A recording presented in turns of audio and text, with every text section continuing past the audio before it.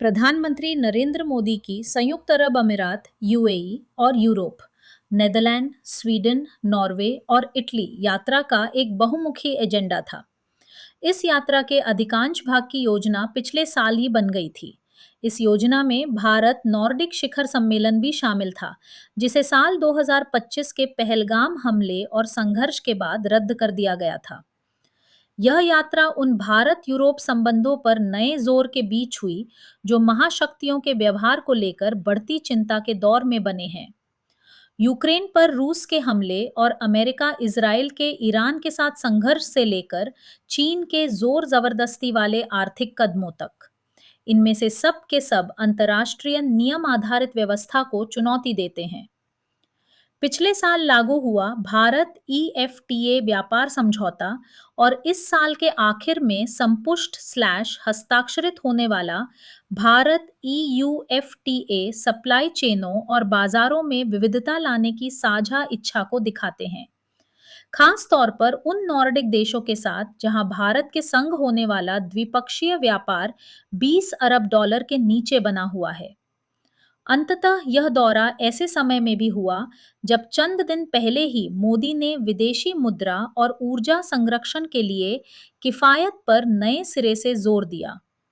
UAE में दीर्घकालिक रणनीतिक पेट्रोलियम रिजर्वों पर और नॉर्डिक भारत शिखर सम्मेलन ने हरित रणनीतिक साझेदारियों पर हुई चर्चाओं का लक्ष्य ऊर्जा सुरक्षा पर सहयोग को आगे ले जाना था। मोदी के हरेक पड़ाव पर यूक्रेन और ईरान संघर्षों पर स्वस्थ चर्चा, द्विपक्षीय और बहुपक्षीय बातचीत शामिल रही। एआई गवर्नेंस और क्रिटिकल मिनरल संबंधी पहलों पर भी फोकस था। नॉर्डिक देशों ने जलवायु परिवर्तन से प्रभावित हुए आर्कटिक में वैज्ञानिक सहयोग और समुद्री मैरीटाइम सहकार पर फोकस किया। इन दौरों से कुछ खास ठोस नतीजे या वास्तविक व्यापार समझौते हासिल नहीं हुए, लेकिन दोस्ताना माहौल और मोदी को दिए गए पुरस्कारों ने ज्यादा गहरे भारत यूरोप सहयोग की उम्मीदों का संकेत दिया। यह जुड़ाव और मजबूत होगा जब वह जून में जी7 आउटरीच समिट के लिए फ्रांस की यात्रा करेंगे और स्लोवाकिया का द्विपक्षीय दौरा करेंगे, और इसी साल के आखिर में ब्रुसेल्स में भारत ईयूएफटीए पर दस्तखत करेंगे। हालांकि नेदरलैंड और नॉर्वे में सामने आए विवादों के चलते समान उद्देश्यों और साझा मूल्यों की तस्वीर थोड़ी दरक गई। वहां पत्रकारों ने इस यात्रा के दौरान किसी भी प्रेस कॉन्फ्रेंस को संबोधित न करने के लिए अपने नेताओं और मोदी से सवाल किए। पूरे यूरोप में प्रेस मीट सामान्य चलन है, लेकिन मोदी ने अपनी विदेश यात्राओं के दौरान सवाल लेना प्रायः बंद कर दिया है और साल 2014 से ही भारत में प्रेस कॉन्फ्रेंस नहीं की है। प्रेस से इस तरह का संवाद नेता का अपना अधिकार है।